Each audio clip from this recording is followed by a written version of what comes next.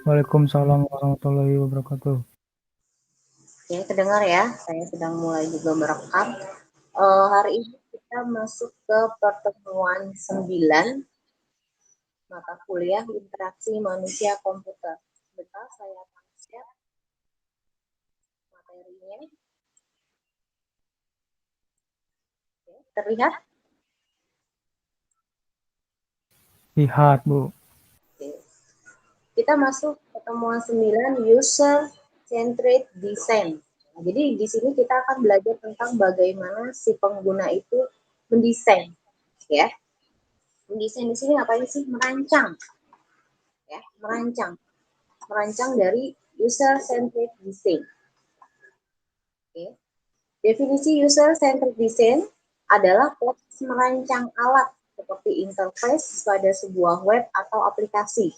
Interface-nya tahu ya, dari perspektif bagaimana ia dipahami dan digunakan oleh pengguna manusia. Ya, jadi dia itu merancang tampilan awal. Misalnya seperti ini, kalau kamu lihat tampilan awal dari Gojek, nah, dulu kan mulanya sederhana ya, begitu keinginannya banyak, ya keinginan si user, maka dimulailah dengan banyak tampilan. Misalnya kalian ingin pesan sebagai apa? Pesan mobil atau ingin gosen dan sebagainya. Nah, itu dirancang, interface itu dirancang pada aplikasi, ya. Dari perspektif pandangan yang menarik, ya, bagaimana bisa lebih mudah digunakan sama kita, ya. Jadi tidak ada aplikasi yang dibuat ya, tapi tidak mempermudah, jadi susah gitu ya, kayak semacam apa ya, dulu ditinggalkan. Jadi ketika kita mau memesan sesuatu, dia lama responnya. Nah ini kan nggak mungkin ya, tidak mungkin digunakan. Ya kenapa? Karena kalau lama responnya, ya kita misalnya mau pesen Gojek sekarang, gitu ya. Sementara desainnya saja sulit ya untuk digunakan, tidak responsif. Bentar.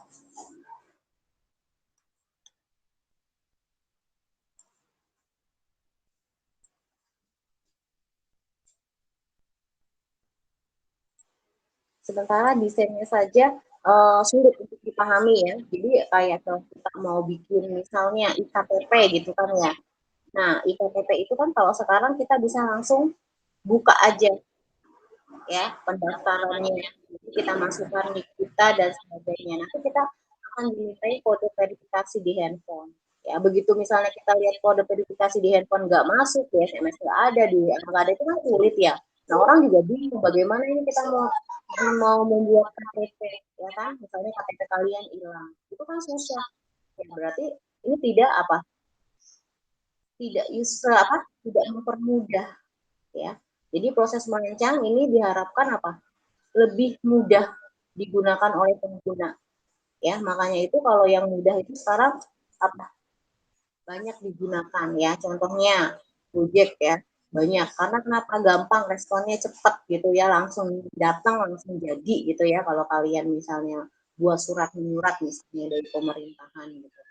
Kalau misalnya dalam bentuk biasa ya seperti Gojek itu langsung datang ya. Kemudian user centered design adalah sebuah metode pengembangan yang menjamin produk, software atau website akan mudah digunakan. Ini penjaminan. Jadi tujuannya mudah, ketika kita membuka webnya, dari segi warna, tampilan, desain itu menarik. Kemudian ketika kita mau membutuhkan sesuatu, kita klik gampang, responnya cepat, langsung kita dapatkan, langsung mudah. Nah, namanya adalah user centered design. Metode yang memang dikembangkan, ya, belajar mengembangkan jaminan produk, bahwa produk yang kita gunakan, yang kita jual gitu, harus sesuai, harus mudah, harus bagus, softwarenya harus gampang, tidak memberatkan. Ketika kita install aplikasinya, ya kemudian handphone kita langsung ngehang, nah itu kan juga nggak bisa ya.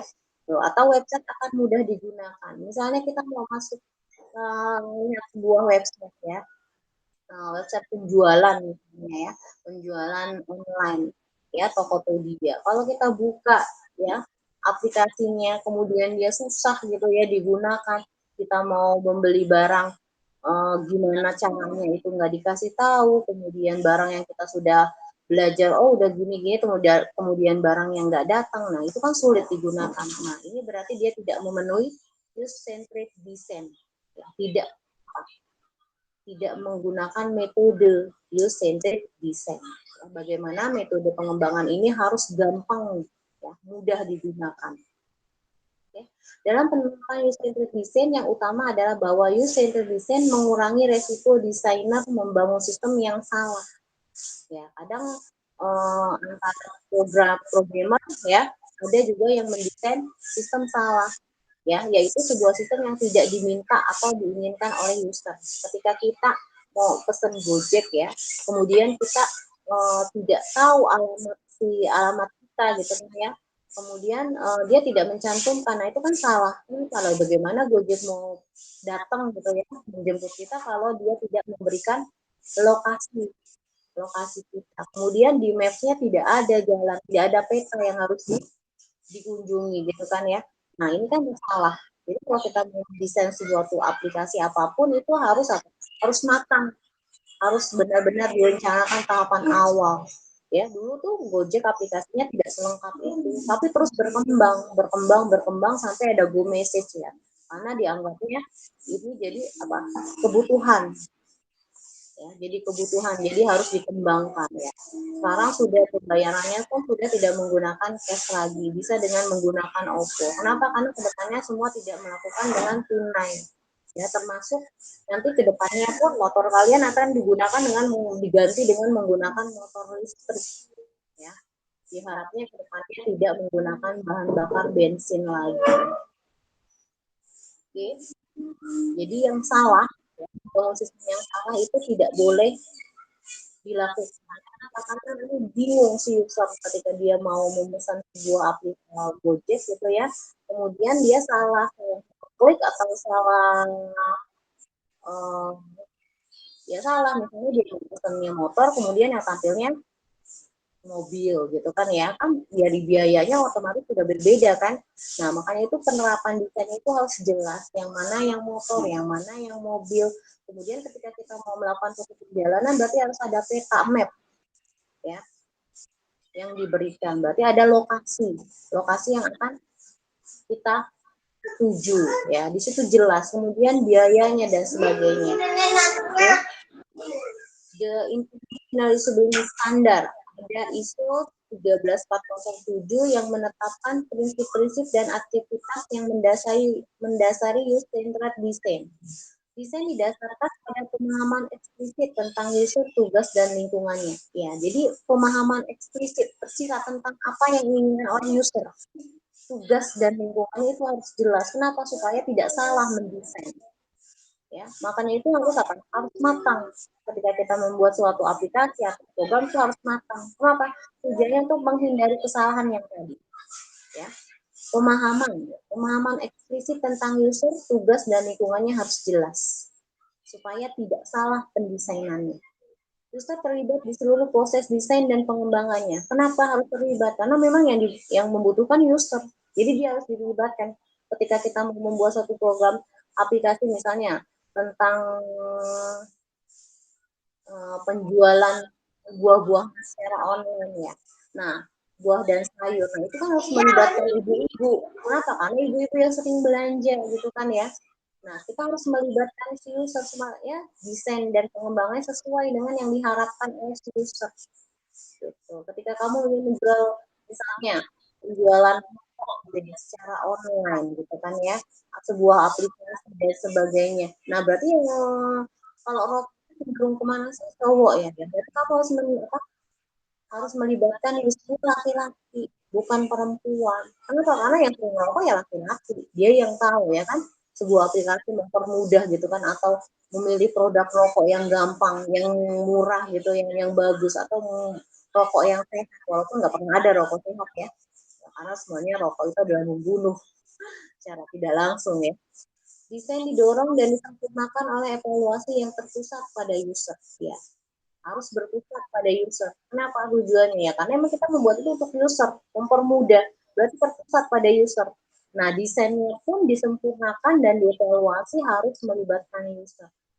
Ketika kita mau membuat sebuah aplikasi misalnya, belanja khusus perempuan. Berarti kita melibatkan wanita. Apa aja sih yang dibutuhkan wanita gitu kan? Yang tidak sama dengan laki-laki itu banyak ya. Kita harus melibatkan wanita itu sukanya yang warnanya ngepink gitu kan ya. Biasanya dia belanjanya ini gitu kan ya. Ya berarti kita harus melibatkan anak-anak perempuan. Ya. Nah, terjadi ketika sudah desain ya, sudah disempurnakan ternyata masih ada kurang, perlu dievaluasi lagi. Oh ternyata anak-anak perempuan itu yang usianya segini dia cenderungnya belinya ini loh, tapi kalau yang ibu-ibu sih nggak suka yang ini. Kenapa? Karena itu anak-anak gitu ya. Nah jadi desain itu harus disesuaikan dengan user. Prosesnya adalah aktif ya. Desain membahas seluruh pengalaman user. Jadi user dilibatkan tidak hanya keinginan saja, pengalamannya itu harus dikasih tahu ya. Gimana sih selama ini kalau dia belanja online yang khusus cewek, oh ketika misalnya dia beli baju perempuan, ternyata bajunya kekecilan loh, tapi dia nggak spesifik, jadi harusnya dikasih keterangan spesifik, oh, ukurannya untuk lingkar badannya segini loh, tingginya segini loh. Nah itu perlu didesain, rancangan itu perlu didesain dari awal. Nah tim desain mencakup keterampilan dan perspektif multidisiplin ya.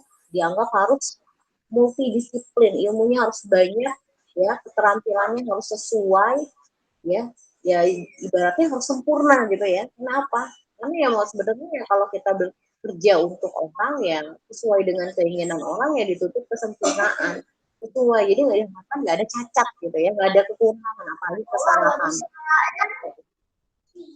Okay. Prinsip-prinsip dasar user centered design. Pendekatan standar untuk merancang user interface adalah CD. Prinsip-prinsip dasar UCD adalah desain iteratif.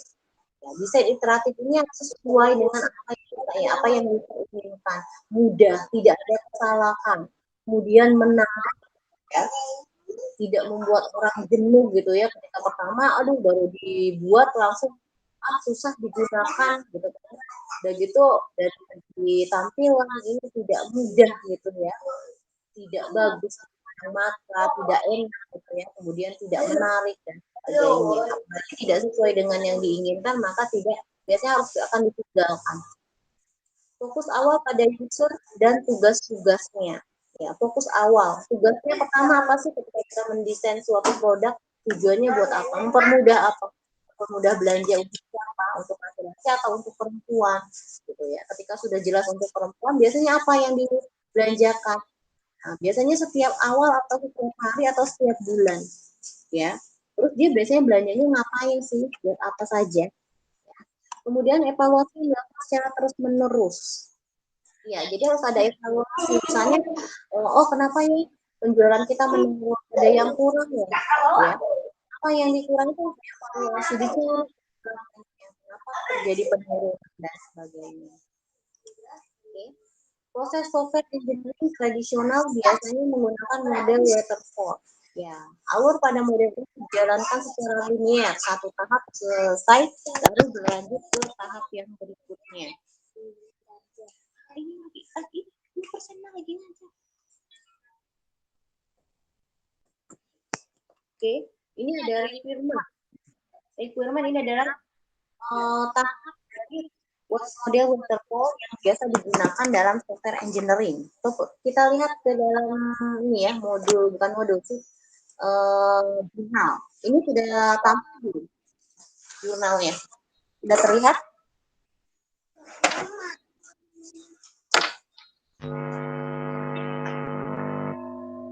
Oke, sudah tampak jurnalnya, model waterfall. Nah, Dede mau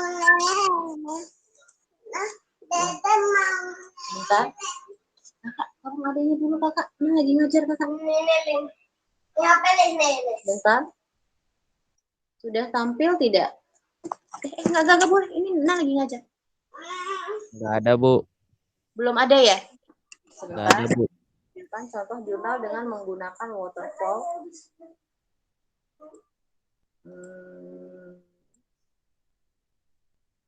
Sebentar.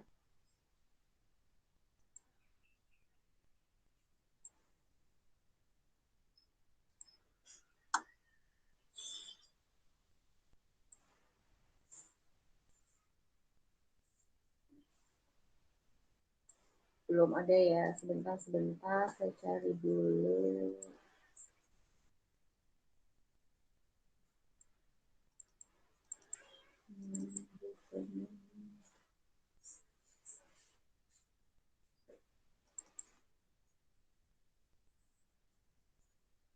Ini buka sebentar. Sebentar.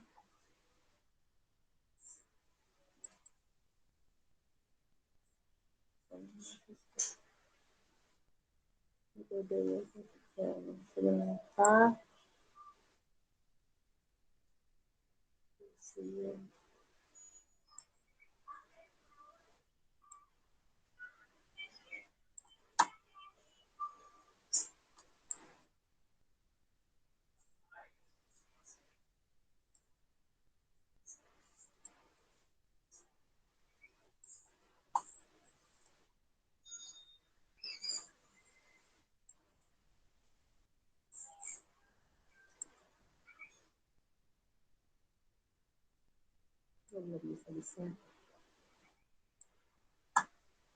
Oke, saya share di sini aja ya.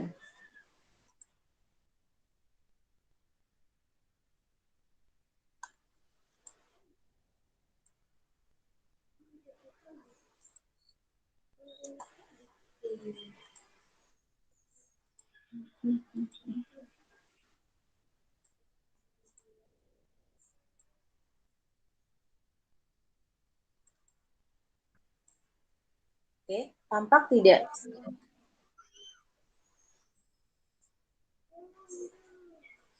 Terlihat tidak? Sudah? Terlihat tidak? Terlihat ya? Ya lihat Bu. Oke, Oke, udah ya. Udah terlihat ya? Udah terlihat ya? Oke, di sini Ya Bu. contoh penerapan jurnal menggunakan waterfall. Tadi kita mendesain dengan menggunakan apa sih? Waterfall ya. Di slide di modul kamu tadi pertemuannya sebentar. Model waterfall dalam software engineering. Ini salah satu penggunaan waterfall dalam desain ya. Desain waterfall dalam sistem informasi geografis. Oke. Kita lihat di sini sudah jelas ya.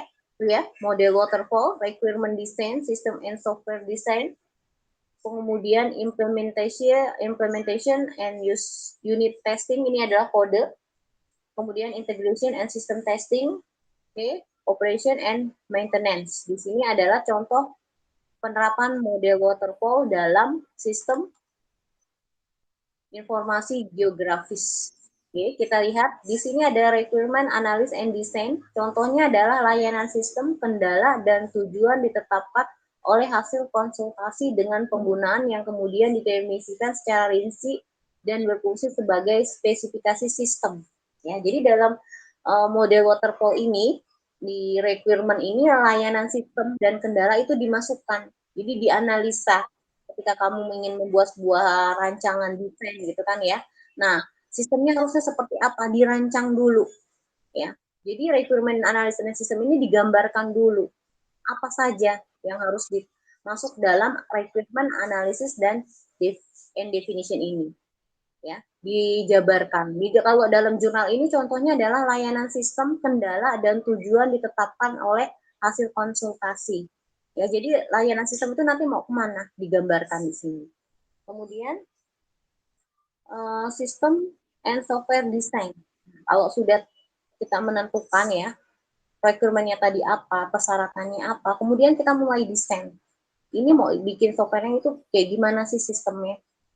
Misalnya di sini di dalam jurnal ini dibahas tahapan perancangan sistem mengalokasikan kebutuhan sistem baik perangkat keras maupun perangkat lunak dengan membentuk arsitektur sistem secara keseluruhan. Ya, jadi dalam sistem and software design ini kita tentuin perangkat keras dan lunak yang akan kita gunakan. Ya, setelah kita tahu kita ingin membuat sebuah sistem apa, persyaratannya apa, kemudian desainnya, perangkat keras dan lunaknya apa yang akan kita gunakan, itu dijabarkan. Ya. Kemudian kalau sudah, kita masuk implementasi dan unit testing. Kode. Pada tahap ini perancangan perangkat lunak direalisasikan sebagai serangkaian program atau unit program. Kemudian kita mau menggunakan program apa? Pengkodeannya apa? Siapa saja yang dilibatkan? Ya. Oke, dari sini bisa dipahami sampai pengkodean. Oke, bisa dipahami. Kemudian integration and system testing. Unit individu program atau program digabung dan diuji sebagai sebuah sistem lengkap untuk memastikan apakah sesuai dengan kebutuhan perangkat lunak atau tidak. Ya, setelah pengkodean, kemudian diintegrasikan sesuai tidak dengan kebutuhan perangkat lunak, sesuai tidak dengan apa yang diinginkan oleh user. Ya. Kemudian yang keempat, yang berikutnya adalah operation and maintenance. Biasanya, walaupun tidak selalu ya, tahap ini merupakan tahap yang paling penting. Ya, yang dipasang ya. Ini untuk apa? Untuk perawatan, maintenance-nya. Ya. Oke, ini adalah contoh penerapan model waterfall dalam sistem informasi geografis. Ya, ini penerapannya. Oke, kita lanjut ke presentasi yang makalah bukan makalah, tapi slide. Oke. Ya, jadi misalnya ketika contohnya ya aplikasi Gojek. Kalau dulu orang kalau mau naik ojek gitu kan ya, dia harus datang dulu jalan ke pangkalan, gitu kan ya. Nah, si pemilik ini mulai gitu ya membangun sistem. Gimana sih caranya kalau orang mau pesan Gojek itu nggak perlu capek. Dia duduk di rumah dengan sebuah aplikasi gitu ya. Berarti dia tahap apa? Syaratnya apa aja yang harus dia lakukan? Syaratnya bahwa kita duduk santai aja di rumah, pegang handphone, terus kemudian tahu lokasi gitu kan ya. Dia sudah bisa datang gitu kan ya. Kita cari, kita klik gitu kan ya. Kemudian dia sudah tahu alamat lokasi kita tinggal dijemput. Gitu kan. Pertama tentang penglokasian. Kita nggak perlu jalan, ya cukup di rumah aja. Rekrutmen, kemudian didesain. Gitu kan. Kemudian setelah itu, kalau orang dulu naik Gojek itu dibawa puter-puter, dia biayanya mahal. Ya. Ini gimana caranya biayanya nggak murah? Nah, dalam desain itu dikasih tahu, oh perjalanannya cuma berapa menit, kemudian harganya segini. Itu didesain.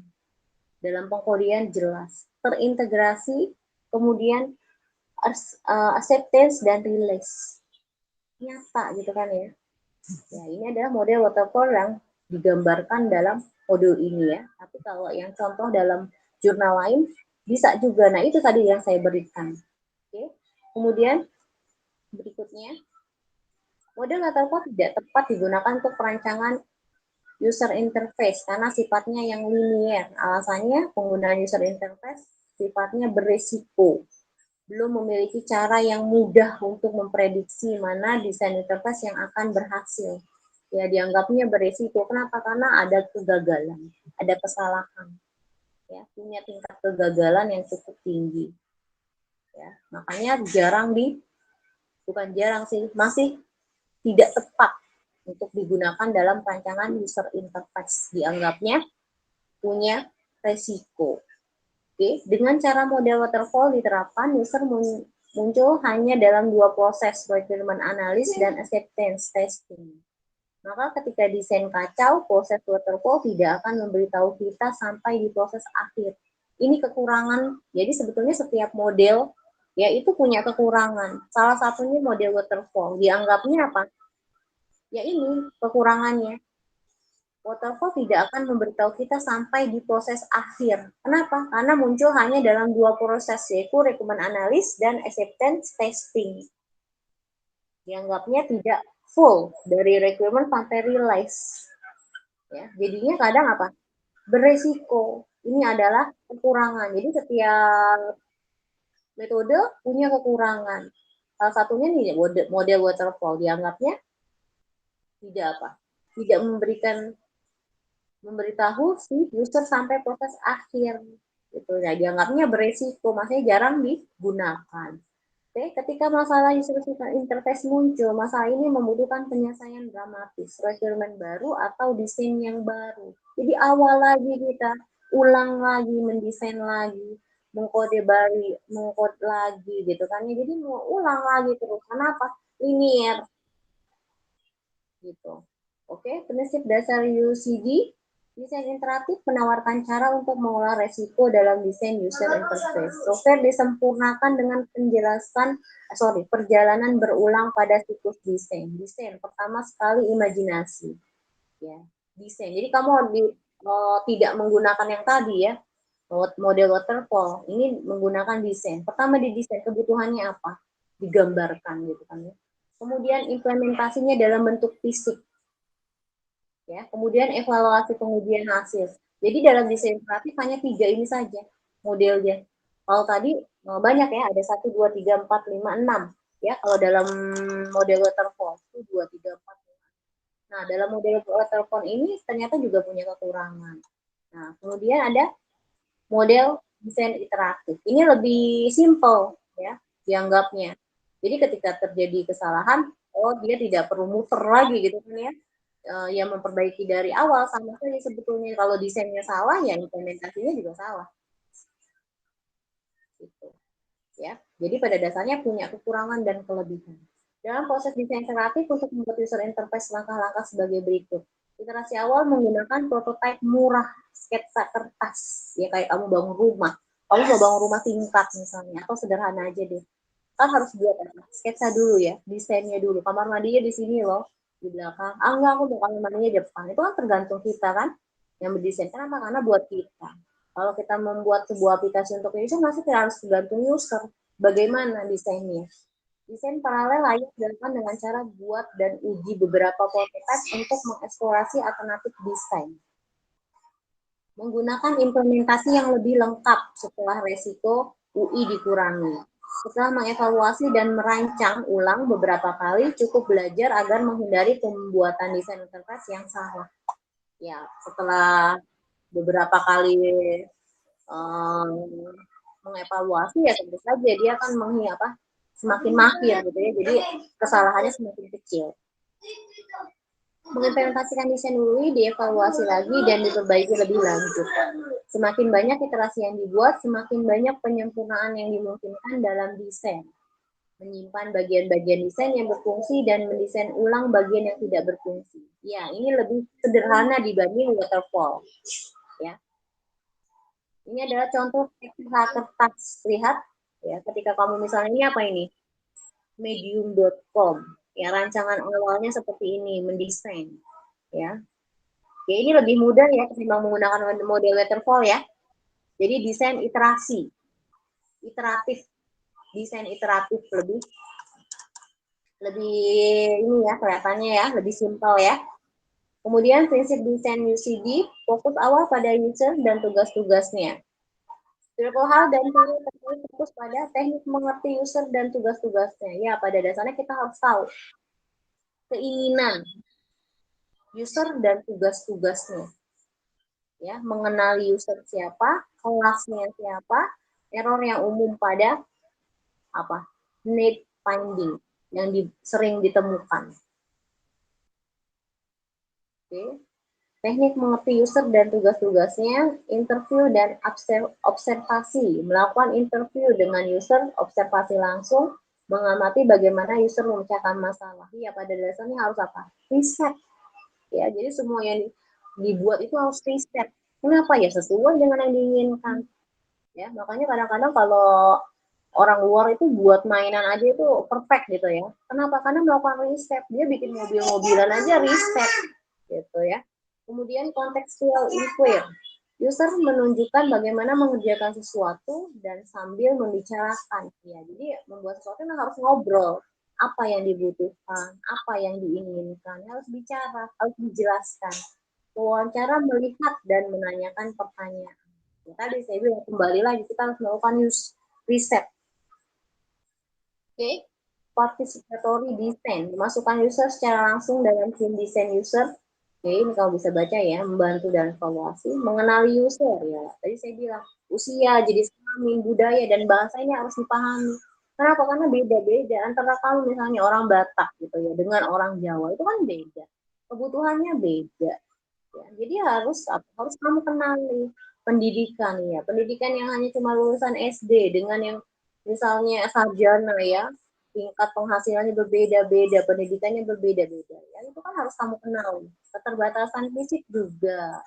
Pendidikan juga ya tadi ya harus dikenali. Misalnya anak-anak SD ya, lulusan SD yang cuma punya motor dengan anak-anak yang misalnya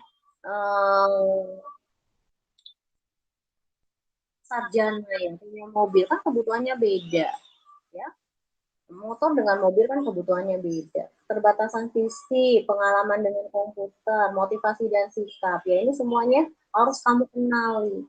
Ya, area domain atau bidang ini juga ya. Pengalaman dengan aplikasi ya. Ada orang yang sudah kenal dengan aplikasi, ada juga yang tidak. Ya tadi sebetulnya kembali di awal, pendidikan semakin tinggi, maka dia pengalamannya semakin banyak. Pengalaman dengan aplikasi ya. Misalnya kamu hanya tinggal di Indonesia ya, tapi ada yang seusia kamu tinggal di luar negeri dengan aplikasi yang semakin mudah gitu ya. Kalau kita tahunya laptop seperti ini, kalau di luar laptop sudah bisa digulung-gulung gitu kan ya. Nah, pendidikannya itu berbeda-beda. Lingkungan kerja dan konteks sosial lain, hubungan dan pola komunikasi dengan orang lain pun ini harus kamu kenali. Kelas-kelas user, beberapa grup user ditentukan oleh peran yang dimainkan user dalam sistem. Siswa, guru, pembaca, editor. Kelas-kelasnya, karakteristik ya dari usia. Kalau ini ya, contohnya ya ibu-ibu gitu kan ya.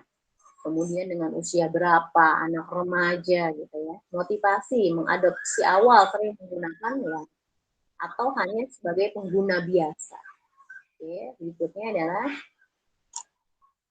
dua halaman lagi ya. Kesalahan umum pada need finding dan cenderungan berpikir dari sudut pandang sistem bukan sudut pandang user. Ya. Kadang kita berpikirnya dari pandang sistem bukan user, jadi tidak sesuai yang diinginkan user. Ya, terlalu fokus pada apa yang dapat dilakukan user dibanding apa yang diinginkan user. Ya, alternatif desain membuat dan menyimpan beberapa alternatif membantu semua bagian dari proses UCD, desain, implementasi, dan evaluasi. Ada dua alasan mengapa banyak alternatif dapat membantu Anda.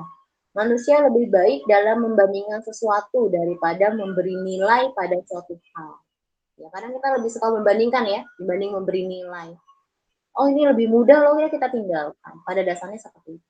Menghadirkan hanya satu ide, menempatkan banyak emosi ya. Lebih sering apa? Ketika melihat sebuah aplikasi ya desain, lebih sering kebawa emosi. Dalam arti bahwa komennya nggak enak gitu ya. Oh ini susah, nggak enak. Maksudnya dari warnanya, kemudian dari jalannya, pas sistemnya juga membingungkan. Membingungkan. Oke? Udah, dari sini ada pertanyaan? Kalau tidak ada pertanyaan, tolong screenshot ya latihan pertemuan 9, tidak perlu dikerjakan. Sebagai evaluasi aja, kamu jawab sendiri. Tidak perlu dikirim. Oke, Iya, sudah ya. Ada 3. 3 dan 4, silakan di screenshot. Oke, kemudian nomor 5. Oke, udah ya. Udah, Bu. Udah, Bu. Dari sini ada pertanyaan? Kalau tidak, saya akhiri ya. Nggak ada, Bu. tidak ada, Bu. Kalau tidak, saya akhiri ya. Wassalamualaikum warahmatullahi wabarakatuh. Waalaikumsalam Waalaikumsalam warahmatullahi wabarakatuh. wabarakatuh.